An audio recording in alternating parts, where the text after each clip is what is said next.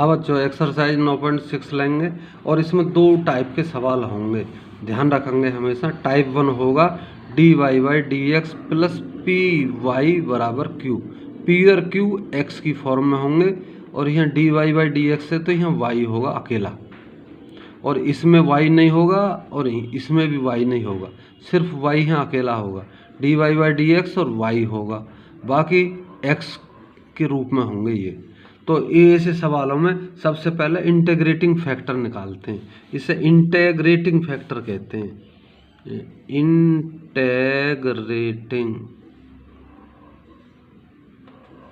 Integrating factor समाकल गुणांक कहते हैं जिसे, समाकल गुणांक। तो इंटीग्रेटिंग फैक्टर निकालते हैं, पहले हम याद रखेंगे integrating factor is equal to e समाकलन पी डी एक्स होता है। और इसका फिर उत्तर कितना होगा, हल कितना होगा, क्योंकि ये dy बाई डी एक्स में है तो y गुणा इंटीग्रेटिंग फैक्टर बराबर समाकलन q integrating factor dx plus C, ये आंसर होगा। और दूसरे टाइप का सवाल ये ऐसे हो सकता है dy बाई डी एक्स की जगह dx बटे dy हो और अकेला एक x हो, और इसके पास r और s जो है y की फॉर्म में होंगे। तो इंटीग्रेटिव फैक्टर अब क्या होगा, उसका ऊपर वाले का उल्टा होगा, ई की पावर इंटीग्रेशन r dy होगा, यहाँ फिर dy होगा। अब सॉल्यूशन क्या होगा, हल क्या होगा, x into integrating factor is equal to integration s integrating factor dy plus C, ये होंगे। बस ये ध्यान रखना थोड़ा सा, तो ये अब सवाल करेंगे तो सब कुछ ध्यान में रहेगा। dy बाई डी एक्स बराबर 2y बराबर साइन एक्स, ऐसा सवाल आया है। ये तो यहाँ y आया है, यहाँ dy आया है, तो ये सवाल बिल्कुल ऐसा ही dy by D X plus P Y बराबर q जैसा। तो इससे हमें इसकी तुलना कर दें, तो यहाँ p कितना है, p तो है यहाँ 2, तो p बराबर 2, और q कितना है, q बराबर इतना, q बराबर साइन एक्स है। तब इंटीग्रेटिंग फैक्टर निकालना है हमें, e की पावर समाकलन पी डी एक्स होता है, तो e की पावर और p की वैल्यू कितनी है 2, तो 2 मैंने बाहर निकाल ली 2dx, तो dx की का समाकलन हो गया x, तो e की पावर 2x हो गया। तो उत्तर कितना हो गया हमारा, उत्तर ऐसे होगा y गुणा इंटीग्रेटिव फैक्टर बराबर समाकलन q गुणा इंटीग्रेटिंग फैक्टर dx प्लस सी। वैल्यू रख दो सबकी, इंटीग्रेटिव फैक्टर हम निकाल चुके तो वो रख दिया हमने। q हमारा ये है, हम ये रहा ऊपर साइन एक्स, तो साइन एक्स हो गया, e की पावर 2x dx प्लस सी हो गया।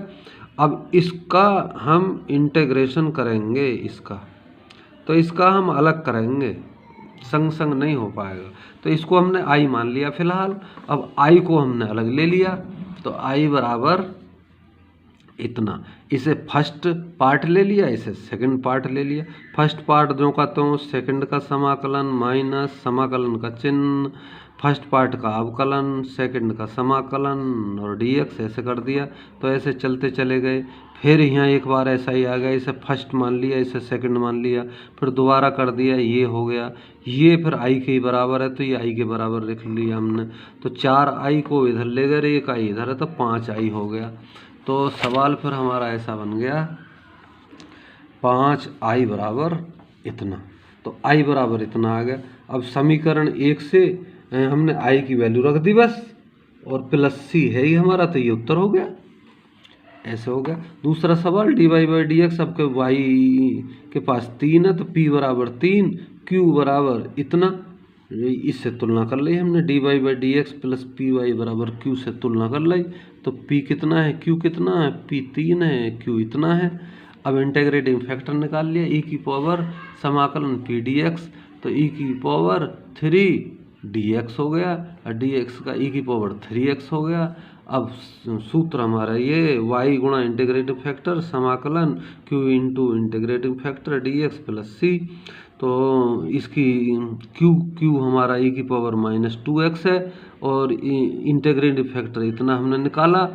इसको सरल कर दिया हमने तो ये दोनों जुड़ गए, जुड़ के आपस में घट गए तो e की पावर x आई, e की पावर x का समाकलन e की पावर x आया तो ये उत्तर हो गया। तो कितना आसान सवाल है। ऐसे ही अगले में देखें 1/x तो हमारी p है और q हमारा इतना है तो इंटीग्रेटिव फैक्टर कितना होगा e की पावर समाकलन p dx, तो ये हो गया 1/x dx और 1/x तो log x होता, e की पावर log x तो e से log कट जाता है, x आता है। तो अब हल क्या हो गया, y integrative factor is equal to integration q integrative factor dx plus c। तो y x बराबर इंटीग्रेटिव फैक्टर तो x निकल के आया हमारा, ये निकल के आया तो x यहाँ x की 3 हो गई, x की 3 के समाकलन x की 4/4 प्लस c, तो ये हो गया उत्तर हो गया। ये तो बहुत आसान सवाल है।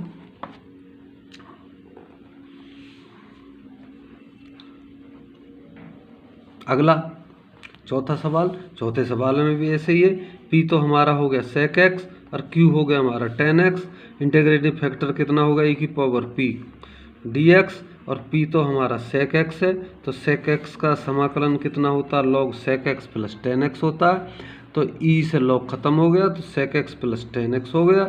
अब हल हमारा ये होता है, ये सूत्र है हमारा, तो इंटीग्रेटिव फैक्टर की जगह हमने ये रख दिया, ये रख दिया, इसकी इसमें गुणा करी तो हमने ये चीज़ आ गई। अब sec x tan x का तो sec x होता है और tan स्क्वायर x को हमने sec स्क्वायर x -1 रख लिया, sec स्क्वायर x का tan x होता है और 1 का x होता है प्लस c, तो ये उत्तर हो गया। अगला ये cos स्क्वायर x को हम नीचे ले गए, दूसरी साइड में ले गए, यानी भाग दे दिया इसका हमने, तो यहाँ sec स्क्वायर x हो गया और यहाँ tan x sec square x हो गया। कि तुलना कर दो भाई, तो p तो हमारा इतना हो गया और q हमारा इतना हो गया, इतना। इंटीग्रेटिव फैक्टर कितना हो गया sec स्क्वायर x dx और sec स्क्वायर x का कितना होता है tan x, तो e की power tan x integrating factor हो गया। अब फॉर्मूला हमारा यही है। अब e की पावर y e की पावर tan x बराबर समाकलन ये अब इसको हमने इतने को हमने i मान लिया, क्योंकि हम इसको तो एक साथ नहीं कर सकते, तो i को मान के हमने अलग कर लिया। तो sec square x tan x e की पावर tan x dx ये हो गया। इसका समाकलन हम करते हैं, इसका समाकलन कैसे करेंगे, हमने tan x को t मान लिया तो sec स्क्वायर x dx को dt हो गया, तो t e की पावर t dt ऐसा हो गया। फिर अब इसको फर्स्ट मान लिया, इसको सेकंड मान लिया। फर्स्ट जो कहते हो सेकंड का समाकलन माइनस फर्स्ट का अवकलन और सेकंड का समाकलन, तो फर्स्ट का अवकलन 1 हो गए तो e की पावर t हो गया, e की पावर t का तो e की पावर t ही समाकलन हो गया, e की पावर t दोनों में कॉमन कर ली तो ये हो गया, t की वैल्यू रख दी तो ये उत्तर हो गया। अब समीकरण 1 से i की जगह हमने ये समीकरण 1 में i जो था i की वैल्यू हमने यहाँ से जो निकली वो यहाँ रख दी तो ये उत्तर हो गया। i की वैल्यू हमने रख दी, यहाँ इतनी रख दी, ये इतनी जितनी यहाँ आई थी i की वैल्यू। छठा सवाल, x को नीचे ले गए तो y के पास 2/x आया तो p 2/x है और q इतना है। इंटीग्रेटिव फैक्टर कितना हो गया e की पावर समाकलन p dx, तो 2/x हो गई तो 2 पहले आ गया log x हो गई और 2 को जब उधर ले जाएंगे x के ऊपर 2 हो जाएगा तो e और log ये ख़त्म हो जाते हैं तो x स्क्वायर आ जाता है। हमने बताया था कि ये इससे ख़त्म कैसे हो जाता है।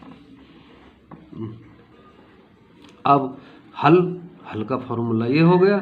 अब इसमें इंटीग्रेटिंग फैक्टर रख दिया हमने, तो अब ये x की घात 3 बन गई तो इसे हमने फर्स्ट मान लिया, इसे हमने सेकंड मान लिया। अब फर्स्ट तो हमारा जो कहते हो सेकंड का समाकलन कर दिया माइनस फर्स्ट का अवकलन सेकंड का समाकलन और सरल कर दिया, तो x से 1 ये कट गई तो 3 आई और 3 की 4/4 आ गई और 4 चौक 16 हो गई, तो ये आंसर हो गया। तो ऐसा बहुत आसान सवाल है। 7वां सवाल लेते हैं। इसमें भी x log x बटे में ले गए हम नीचे, क्योंकि यहाँ तो dy/dx रखना सवाल को, तो हमने dy/dx plus py equal to q जैसा बनाना है जिससे कि तुलना कर सकें हम। तो p हमारा आ गया इतना, तो तो p आ गया 1/x log x और q आ गया 2/x²। तो इंटीग्रेटिंग फैक्टर कितना हो गया हमारा e⁻p dx, तो 1/x log x। अब log x को अगर हम t मान लें तो 1/x dx बराबर t/t आ जाएगी। तो इसका मतलब बटे t आ जाएगी और t की वैल्यू, इसका मतलब log t हो जाएगा, log t हो जाएगा और t की वैल्यू log x है, तो log x हो गया। एक log से एक log मर गया तो एक log x आ गया। अब सूत्र हमारे पास है ही, तो इंटीग्रेटिंग फैक्टर हमने यहाँ रख दिया, यहाँ भी रख दिया, q की वैल्यू 2/x² रख दी। अब इसको हमने फर्स्ट मान लिया, इसको हमने सेकंड मान लिया।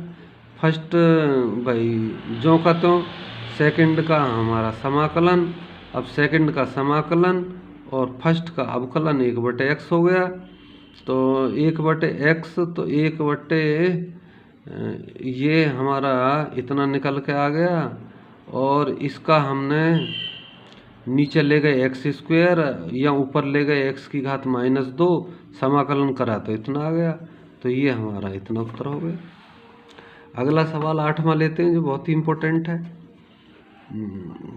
पेपर में आने लायक है। तो 1 + x² को हम नीचे को ले गए इधर, तो dy/dx + py = q जैसा बना लिया। तो p तो हमारा इतना हो गया और q हमारा इतना हो गया। अब इंटीग्रेटिंग फैक्टर निकाल लें, तो इंटीग्रेटिंग फैक्टर ये हो गया 2x/1 + x² dx। नीचे को हमने t मान लिया, तो ऊपर dt/t हो गया, तो log t हो गया, log इतना हो गया, e से ये log मर गया, तो 1 + x² आ गया। अब हल का फॉर्मूला हमने लगा दिया, ये रहा। अब 1 × इंटीग्रेटिंग फैक्टर समाकलन q × इंटीग्रेटिंग फैक्टर, और ये हो गया, इससे ये कैंसिल आउट हो गया। तो ये आ गया cot x, और cot x का log sin x होता। तो ये हमारा सवाल उत्तर हो गया। 9वां सवाल लेते हैं। 9वें सवाल में भी x को हम नीचे ले गए और यहाँ y और y इकट्ठे करके y एक जगह ले गए। तो सवाल को हमने ऐसा ही बना लिया जैसा हमारा dy/dx + py = q होता है। तो p हमारा इतना निकल के आया, q हमारा 1 आया। इंटीग्रेटिंग फैक्टर निकालने हम, तो e⁻ इतना आया। अब e⁻ log x होता है ये, और इसका होता है log sin x। तो दोनों की ऊपर log में गुणा हो जाती, log x sin x हो गया। e से log मर गया तो x sin x आ गया, x sin x आ गया निकल के। अब हल का फॉर्मूला हमारे पास है ही, तो y इंटीग्रेटिंग फैक्टर और ये ऐसे हो गया इंटीग्रेटिंग फैक्टर। अब हमने इसको फर्स्ट, इसको सेकंड मान लिया, तो करते चले गए। फर्स्ट जो कहते हो सेकंड का समाकलन माइनस फर्स्ट का अवकलन, सेकंड का समाकलन, और इसका समाकलन sin x हो गया। और ये x y, तो x sin x का भाग दे दिया, x sin x, x sin x, x sin x, कट पिट गए तो इतना उत्तर हो गया।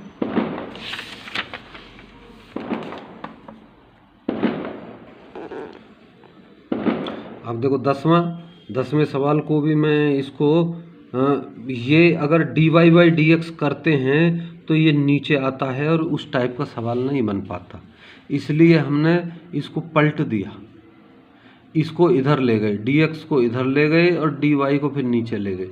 तो dx/dy बराबर x + y हो गया। अब dx है और x है, तो x को हम इधर ले आए, तो dx/dy माइनस x बराबर y हो गया। इसकी तुलना करेंगे अब dx/dy + rx बराबर s से तुलना करेंगे। तो यहाँ r कितना है, -1 है, x के पास वाली चीज़ माइनस की 1, और s कितना है, y है। अब इंटीग्रेटिंग फैक्टर क्या है, उसका उल्टा होगा जैसे अब तक करते आए, e⁻ इंटीग्रेशन r dy होगा। तो e⁻ माइनस इंटीग्रेशन, और r तो हमारा -1 है तो dy, तो e⁻ -y हो गई। अब सॉल्यूशन क्या होगा, यहाँ x लिया जाएगा, तो dx/dy था तो यहाँ x लिया जाएगा, और इंटीग्रेटिंग फैक्टर और यहाँ s आ जाएगा, सेम रहेगा, केवल पहले से बदल जाएगा। अब x e की पावर माइनस वाई बराबर y तो हमारा हो गया s और e की पावर माइनस वाई ये हो गया। अब इसका हम बाई पार्ट्स कर लेंगे, इसको हम फर्स्ट मानेंगे और इसको हम सेकंड मान लेंगे।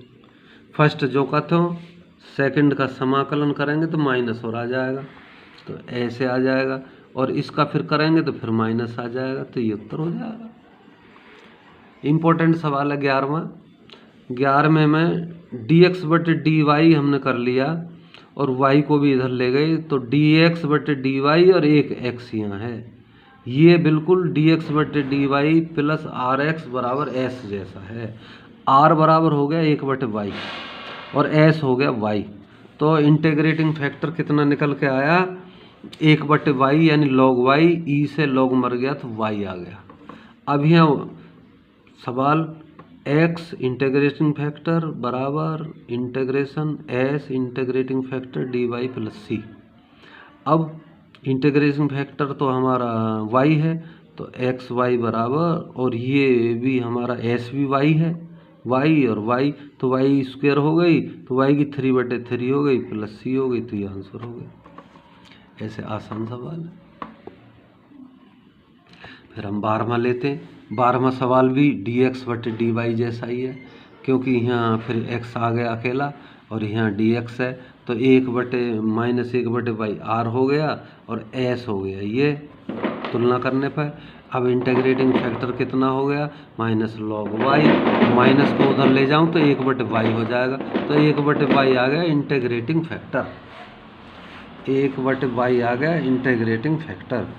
अब फॉर्मूला हमारे पास ये है ही, तो 1 बटे वाई और यहाँ 1 बटे वाई आई, वाई से वाई मर गई तो 3 आई और डी वाई का इंटीग्रेशन वाई हो गया, तो 3y प्लस सी, तो आंसर ये हो गया।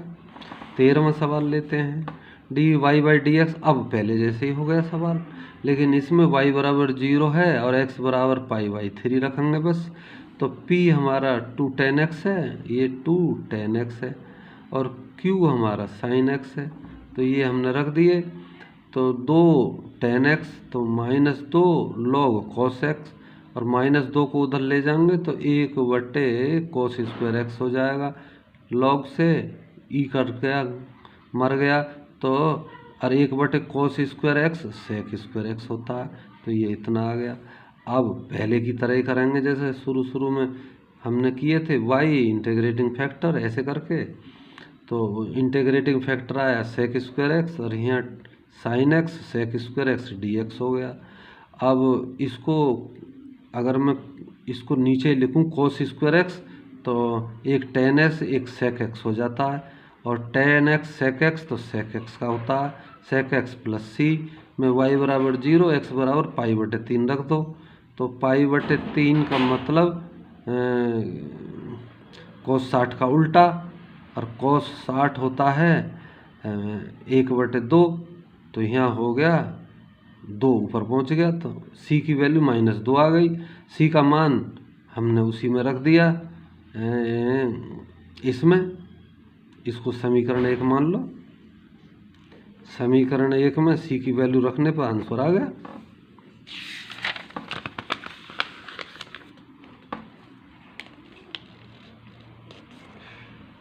अब 14वां सवाल है। 14वें सवाल में भी dy बाई डी एक्स करेंगे, और p इतना है हमारा और q इतना है।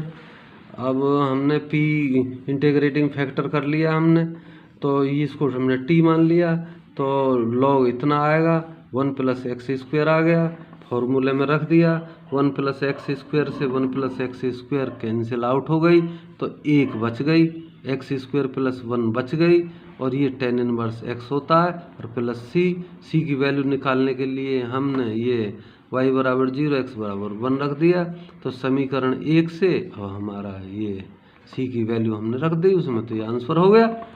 15वां सवाल बड़ा इम्पोर्टेंट है, तो y बराबर 2 और x बराबर 90 अंश रखना है, और सवाल को हमने dy बाई डी एक्स ऐसे रख लिया, ये r हो गई, ये q हो गई, ये p हो गई, ये q हो गई, और p तो हमारी इतनी और q हमारी इतनी। इंटीग्रेटिव फैक्टर कितना हो गया -3 cot इतना, और cot का होता है log sin x, तो -3 इसके ऊपर चली जाएगी, तो साइन एक्स की पावर -3, तो और नीचे ले जामे तो 1/sin³ हो गई।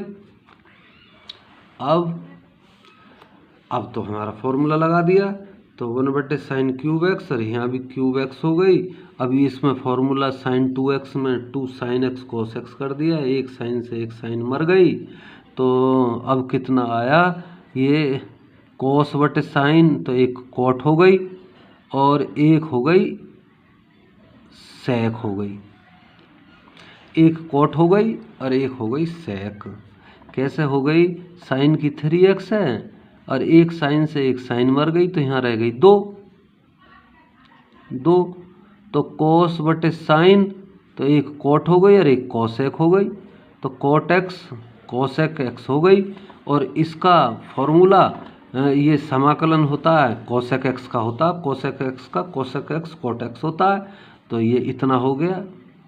अब c की वैल्यू निकालने के लिए हमने वैल्यू रख दी, y बराबर 2 x बराबर 90, तो y बराबर 2 x बराबर 90, तो साइन 90 की वैल्यू 1 हो गई, तो ये तो हमारी 1 हो गई, तो y बराबर, और ये भी 1 हो गई, और y बराबर 2 है, तो 2 और 2 इधर चले गए, तो c बराबर 4 हो गए घुमा फिरा के। और c की वैल्यू हमने समीकरण 1 में रख दी, तो आंसर हो गया। थोड़ा सा मिस्टेक हो गया था, तो हमने सही कर दिया।